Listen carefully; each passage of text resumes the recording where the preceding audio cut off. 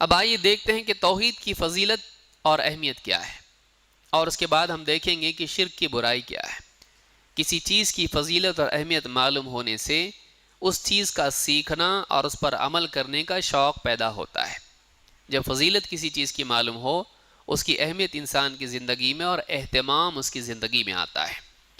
Number 1، ایمان کو شرک کی گندگی سے پاک کرنا واجب ہے، ورنہ آدمی ہلاک ہوگا۔ آپ نے پچھلی آیت میں بھی دیکھا کہ امن کا وعدہ انہی کے لیے ہے جو اپنے ایمان کی حفاظت کریں، اس میں شرک کو ملنے دیں۔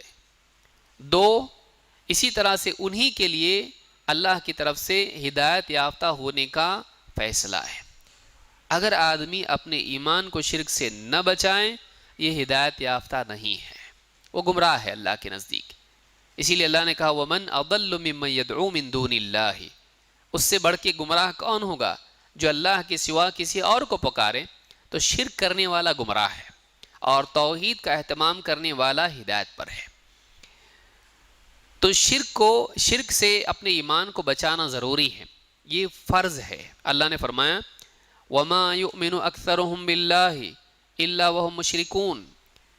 عرب کے لوگوں کے بارے میں، خاص طور سے قریش کے اور مکہ والوں کے بارے میں اللہ نے کہا ان کی اکثریت کا حال یہ ہے کہ یہ اللہ پر ایمان لانے کے باوجود بھی مشرک ہیں۔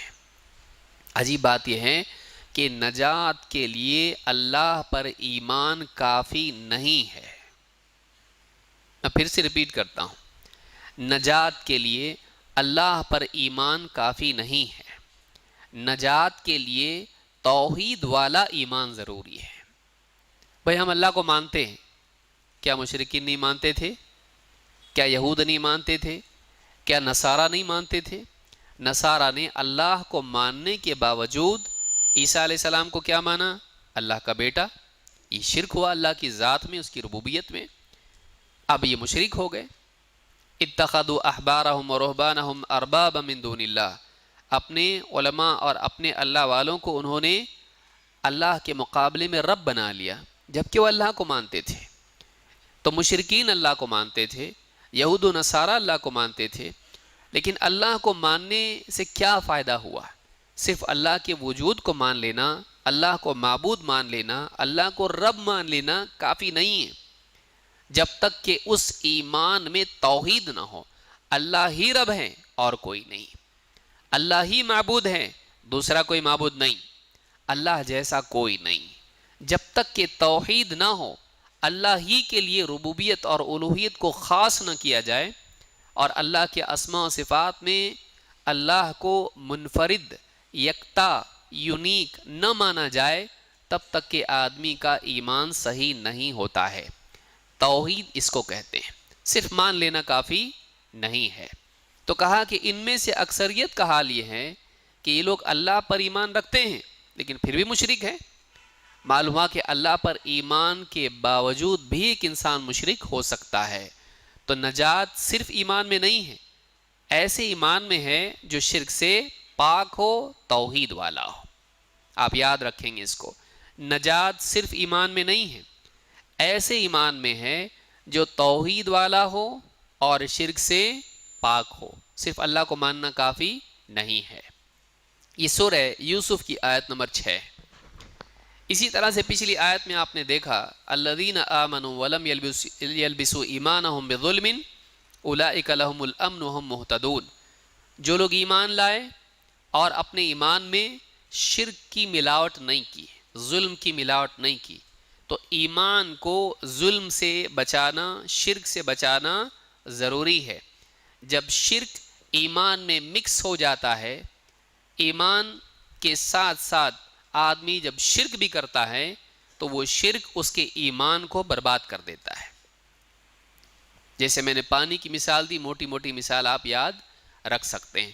دوسری مثال بعض علماء نے دی ہے کہ ایک آدمی مثال کے طور پر وضو اس نے کیا اور وضو کے بعد میں اس نے پیشاب کر لیا، استنجا کے لیے وہ گیا، کیا وہ کہہ سکتا ہے کہ اب میں نماز پڑھ سکتا ہوں؟ نہیں۔ کیا آدمی نماز پڑھ سکتا ہے؟ ایک آدمی نے ایک دم کامل وضو کیا اور وضو کرنے کے بعد وہ استنجا کے لیے گیا، واش روم میں گیا، قضاء حاجت کے بعد باہر آ کر سیدھے وہ نماز پڑھ سکتا ہے؟ نہیں۔ اس سے کہا کہ آپ وضو نہیں ہے آپ کا، آدمی کہے کہ میں تو وضو کیا ہوں، میں وضو کیا ہوں، میں گھر سے وضو کر کے آیا ہوں، کیا وہ آدمی نماز پڑھ سکتا ہے؟ نہیں۔ اس سے کہا جائے گا ہاں آپ نے وضو کیا، لیکن اس کے بعد آپ نے ایسا کام کیا جس سے آپ کا وضو ٹوٹ گیا۔ اسی طرح سے انسان ایمان لانے کے بعد اگر شرک کرے، وہ ایمان کیا ہو جاتا ہے؟ اس کا ٹوٹ جاتا ہے، ضائع ہو جاتا ہے، برباد ہو جاتا ہے۔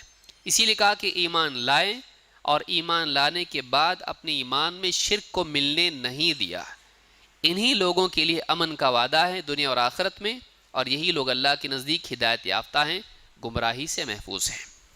تو ایک بات یہ معلوم ہوئی کہ ایمان کو شرک کی گندگی سے بچانا واجب ہے، لازم ہے، آپشنل نہیں ہے کہ یہ تو اچھی بات ہے، نہیں تو کوئی مسئلہ نہیں ہے۔ تہجد کی طرح نہیں ہے، یہ پڑھے تو اچھا، نہیں پڑھے تو کوئی بات نہیں، نہیں، یہ لازم ہے کہ اس کے بغیر نجات نہیں۔ نمبر 2، توحید کی اہمیت کیا ہے؟ تمام رسولوں نے توحید کی دعوت دی، جتنے بھی رسول آئے ہر ایک کی دعوت میں مرکزی دعوت، یہ مطلب نہیں کہ انہوں نے دوسری کوئی بات نہیں کہی، بہت ساری باتیں رسولوں کی دعوت کا حصہ تھیں، لیکن ان لوگوں کی مشترکہ اور مرکزی دعوت، کامن دعوت اور سینٹرل دعوت ان کی کیا تھی؟ توحید۔ اللہ تعالیٰ قرآن کریم میں فرماتا ہے وَمَا أَرْسَلْنَا مِن قَبْلِكَ مِن رَّسُولٍ إِلَّا نُوحِي إِلَيْهِ أَنَّهُ لَا إِلَهَ إِلَّا أَنَا فَاعْبُدُونِ، سورہ الانبیاء آیت نمبر 25۔ اللہ تعالیٰ فرماتا ہے ہم نے اے نبی آپ سے پہلے جو بھی رسول بھیجا اس کی طرف اس پیغام کو بذریعہ وحی ہم نے ضرور بھیجا۔ کیا پیغام تھا وہ؟ اللہ نے فرمایا انہ لا الہ الا انا، کہ میرے سوا، اللہ کے سوا کوئی عبادت کے لائق نہیں، کوئی حقیقی معبود نہیں، کوئی سچا معبود نہیں، فاعبدون، تو تم میری ہی عبادت کرو۔ سارے نبیوں کی طرف یہ پیغام تھا کہ میرے سوا کوئی عبادت کے لائق نہیں، تو تم میری عبادت کرو، میری ہی عبادت کرو۔ جب کوئی عبادت کے لائق نہیں تو کس کی کرنا چاہیے؟ صرف اور صرف اللہ کی۔ سارے رسولوں کی طرف یہ پیغام تھا۔ تو ہم یہ کہہ سکتے ہیں کہ سارے رسولوں کی مشترکہ اور مرکزی دعوت توحید تھی۔ جب اتنے رسول اللہ نے بھیجے اور ہر رسول نے یہ دعوت دی، تو معلوم ہوا کہ کوئی نہ کوئی اہم بات ہوگی، تبھی تو سب کو یہ دعوت دی گئی، اور سب کی ضرورت تھی، تبھی تو سب کو پیغام، ہر امت کو پیغام دیا گیا۔ تو کوئی ایک امت بھی ایسی نہیں تھی جس کی ضرورت، جس کی اہم ترین ضرورت، بنیادی ضرورت توحید نہ ہو۔ یہ ایسی چیز ہے۔ اب دیکھیے احکام الگ الگ تھے۔ پچھلی امتوں کے لیے مال غنیمت استعمال کرنا جنگوں کے بعد حرام تھا، لیکن امت مسلمہ کے لیے، اس امت کے لیے حلال کر دیا گیا۔ پچھلی امتوں میں بعض احکام تھے، اس امت میں احکام تبدیل ہو گئے۔ تو بعض احکام تبدیل ہوئے، توحید کبھی تبدیل نہیں ہوئی۔ توحید کبھی آپشنل نہیں رہی کہ پچھلوں میں تھا اس امت میں نہیں، یا پچھلوں میں وہ چیز نہیں تھی اس امت میں ہے، ایسا نہیں ہے، سب کی ضرورت ہے۔ تو یہ بہت اہم چیز ہے جس کو ساری امتوں کے لیے لازم قرار دیا گیا ہے۔ نمبر 3، اللہ رب العالمین نے فرمایا وَلَذِكْرُ اللَّهِ أَكْبَرُ، وَلَذِكْرُ اللَّهِ أَكْبَرُ، اللہ کی یاد سب سے بڑی چیز ہے۔ اللہ رب العالمین کی یاد ساری عبادات کا اصل مقصود اور حاصل ہے۔ اسی لیے کہا کہ اننی انا اللہ لا الہ الا انا فاعبدنی واقم الصلاۃ لذکری، اے موسیٰ نماز قائم کر میری یاد کے لیے۔ نماز کا مقصد بھی کیا ہے؟ اللہ کی یاد۔ منافقین کی نماز کیسی ہے؟ ولا یذکرون اللہ الا قلیلا، منافقین نماز پڑھتے ہیں لیکن اللہ کو یاد نہیں کرتے مگر بہت کم۔ معلوم ہوا کہ نماز ساری عبادات میں افضل عبادت کون سی ہے؟ نماز۔ اور نماز کا بھی معظم حصہ کیا ہے؟ اللہ کی یاد۔ نماز کا بھی بڑا حصہ، اصل حصہ کیا ہے؟ اللہ کی یاد۔ اگر نماز میں اللہ کی یاد نہ ہو تو منافق کی نماز ہے وہ۔ تو آپ سوچیں کہ اللہ کی یاد کتنی اہم ہے، اللہ کا ذکر کتنا اہم ہے۔ ذکر میں سب سے افضل ذکر کون سا ہے؟ اللہ کے نبی صلی اللہ علیہ وسلم فرماتے ہیں افضل الذکر لا الہ الا اللہ، سارے اذکار میں اللہ کے ذکر میں سب سے افضل ذکر کیا ہے؟ لا الہ الا اللہ۔ لا الہ الا اللہ کے معنی کیا ہے؟ اللہ کے سوا کوئی حقیقی معبود نہیں، جو بھی معبود لوگوں نے بنا رکھے ہیں وہ معبود بننے لائق نہیں، سچے معبود نہیں۔ سچا معبود اگر کوئی ہے جس کو معبود بننے کا حق ہے، معبود کہلانے کا حق ہے، حقیقی معبود کون ہے؟ اللہ ہے۔ باقی جن کو پوجا جا رہا ہے وہ حقیقی معبود نہیں۔ لا الہ الا اللہ کی یہ معنی ہے، حقیقی معبود صرف اور صرف اللہ ہے۔ تو سارے اذکار میں سب سے افضل ذکر جس سے اللہ کو یاد کیا جائے وہ کون سی صفت اللہ کی ہے؟ معبود، معبود برحق۔ اس اعتبار سے اللہ کو یاد کرنا سب سے افضل ذکر ہے۔ معلوم ہے کہ اللہ کو پہچاننا، حقیقی طور پر پہچاننا یہ ہے کہ اس کو اپنا حقیقی معبود مانے آدمی، اور اس طور پر اللہ کو یاد کرے، یہ سب سے افضل ذکر ہے۔ اس کو امام ترمذی، نسائی، ابن ماجہ، ابن حبان اور حاکم نے روایت کیا ہے۔ نمبر 4، توحید جہنم سے نجات کا ذریعہ ہے۔ اگر آدمی جہنم سے بچنا چاہتا ہے تو اس کے لیے توحید ضروری ہے۔ گناہوں کی وجہ سے جہنم میں جائے بھی تب بھی نکلنے کے لیے اس کے پاس توحید ہونا چاہیے۔ توحید نہیں، جہنم میں ہمیشہ رہے گا۔ توحید ہے، گناہ بھی ہیں، گناہ کی وجہ سے گیا بھی، توحید کی وجہ سے باہر آئے گا۔ اللہ کے نبی صلی اللہ علیہ وسلم فرماتے ہیں یعذب ناس من اہل التوحید فی النار، بعض اہل توحید جہنم کی آگ میں عذاب دیے جائیں گے۔ کیوں؟ کس وجہ سے؟ گناہوں کی وجہ سے۔ حتی یکون فیہا حمما، یہاں تک کہ وہ جہنم میں جل کے کوئلہ ہو جائیں گے۔ ثم تدرکہم الرحمہ فیخرجون، پھر انہیں اللہ کی رحمت پائے گی، اللہ کی رحمت نصیب ہوگی، تو کیا ہوگا؟ فیخرجون، وہ جہنم سے نکالے جائیں گے۔ کس وجہ سے نکالے جائیں گے؟ ان کی توحید کی وجہ سے۔ تو اس حدیث سے بات معلوم ہوتی ہے کہ اگر توحید والا جہنم میں چلا بھی جائیں تو توحید کی وجہ سے جہنم سے نکالا جائے گا۔ ربما یود الذین کفروا لو کانوا مسلمین، ایک وقت آئے گا کہ مشرکین، کفر کرنے والے اس بات کی تمنا کریں گے کہ کاش ہم مسلمان ہوتے ہیں۔ اس آیت میں اللہ رب العالمین نے بتلایا کہ ایک وقت آئے گا وہ تمنا کرے کاش ہم مسلمان ہوتے ہیں۔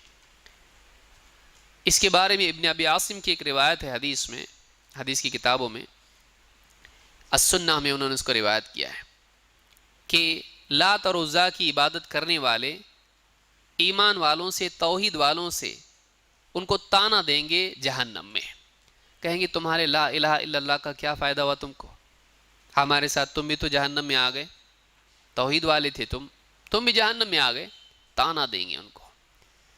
اللہ کے نبی صلی اللہ علیہ وسلم فرماتے ہیں یہ بات اللہ تعالیٰ کو اس بات پر بہت غصہ آئے گا، میرے توحید والے بندے ان کو طعنہ دے رہے توحید کی وجہ سے، گویا کہ یہ نہ صرف ان کی تحقیر ہے بلکہ توحید کی بھی تحقیر ہے۔ کیا کام ہے یہ توحید؟ یعنی توحید کام نہیں آتی؟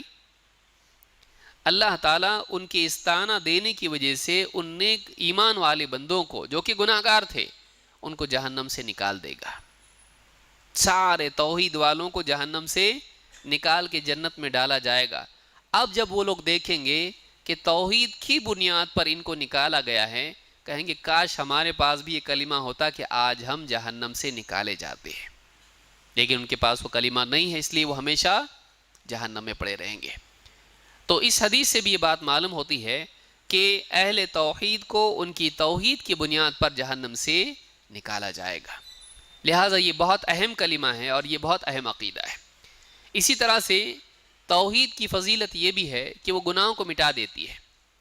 اللہ کے نبی صلی اللہ علیہ وسلم فرماتے ہیں ان اللہ سیخلص رجلا من امتی علی رؤوس الخلائق یوم القیامہ، قیامت کے دن اللہ تعالیٰ میری امت میں سے ایک شخص کو سارے لوگوں کے درمیان میں ان کے سامنے لائے گا، فینشر علیہ 99 سجلا، اس کے لیے اس کے گناہوں کے 99 دفتر پھیلا دیے جائیں گے. کتنے؟ 99 گناہوں کے دفتر. اتنے گناہ، کتنا پاپی ہوگا وہ، اس کے سارے گناہوں کے دفتر پھیلائے جائیں گے. کل سجل مثل مد البصر، ہر دفتر اس کی جہاں تک نگاہ جائے گی اتنے گناہ اس نے کیے ہوں گے. ثم یقول، پھر اس سے اللہ تعالیٰ فرمائے گا، اتنکر من ھذا شیئا، یہ جو اتنے سارے گناہ ہیں اس میں سے کوئی گناہ ہے جس کا تو انکار کرتا ہے، ڈینائی کرتا ہے، تیرے اوپر جو بھی ایلیگیشنز ہیں وہ غلط ہیں، تو اگر تیرا کچھ کہنا ہے ایسا. اظلمک کتبتی الحافظون، ہمارے جو گناہوں کے اعمال کے لکھنے والے فرشتے تھے انہوں نے تجھ پہ ظلم تو نہیں کر دیا، اتنا سب لکھ دیا اور تو نے کیا نہ ہو؟ وہ کہے گا فیقول لا یا رب، کہے گا نہیں میرے رب ایسا کچھ بھی نہیں ہے. فیقول افلک عذر او حسنۃ، تیرے پاس کوئی ایکسکیوز ہے اپنے ڈیفنس میں، یا تیرے پاس کوئی نیکی ہے اپنے بچاؤ کے لیے ان گناہوں کے مقابلے میں؟ فیقول لا یا رب، پھر دوسرا جواب بھی کیا دے گا؟ نہیں اے میرے رب میرے پاس کوئی نیکی بھی نہیں ہے اور کوئی ایکسکیوز بھی نہیں ہے. فیقول بلا ان لک عندنا حسنہ فانہ لا ظلم علیک اليوم، اللہ تعالیٰ کہے گا نہیں بلکہ ہمارے پاس تیری ایک نیکی ہے اور آج کے دن تجھ پر کوئی ظلم نہیں کیا جائے گا. فتخرج بطاقۃ فیہا اشہد ان لا الہ الا اللہ واشہد ان محمدا عبدہ ورسولہ، ایک کاغذ کی پرچی بطاقہ نکالا جائے گا اور اس پر لکھا ہوگا اشہد ان لا الہ الا اللہ واشہد ان محمدا عبدہ ورسولہ، اس پہ شہادتین کا اقرار ہوگا. فیقول احضر وزنک، کہا جائے گا وزن جہاں ہوتا ہے وہاں حاضر ہو جا، تیرا وزن کیا جائے گا نیکی کا، اس نیکی کا اور گناہوں کا تولا جائے گا. فیقول یا رب ما هذه البطاقة ما هذه السجلات، کہا گیا میرے رب ایک پرچی اتنے سارے گناہ ہیں ان کے مقابلے میں ایک پرچی کیا کام آئے گی، اس سے میرا کیا بچاؤ ہو سکتا ہے؟ فیقول انک لا تظلم، اللہ تعالیٰ کہے نہیں آج تیرے اوپر ظلم نہیں ہوگا، یعنی اتنے گناہ ہیں لیکن اتنے گناہوں کے بالمقابل تیری ایک نیکی نظر انداز کر دی جائے. اللہ تعالیٰ کسی نیکی کو ضائع نہیں کرتا ہے، تو لے گا تیرے گناہ ایک پلڑے میں اور دوسرے میں یہ ایک نیکی صحیح لیکن اس کو تولا جائے گا. قال فتوضع السجلات فی کفۃ والبطاقۃ فی کفۃ، کہتے ہیں آپ فرماتے ہیں پھر اس کو تولا جائے گا، ایک پلڑے میں سارے گناہ سارے دفتر اور ایک میں وہ ایک پرچی جس پر شہادتین کا اقرار ہے. فطاشت السجلات وثقلت البطاقہ، گناہوں کے سارے دفتر ہلکے پڑ جائیں گے اور وہ ایک پرچی وہ ایک نیکی بھاری ہو جائے گی.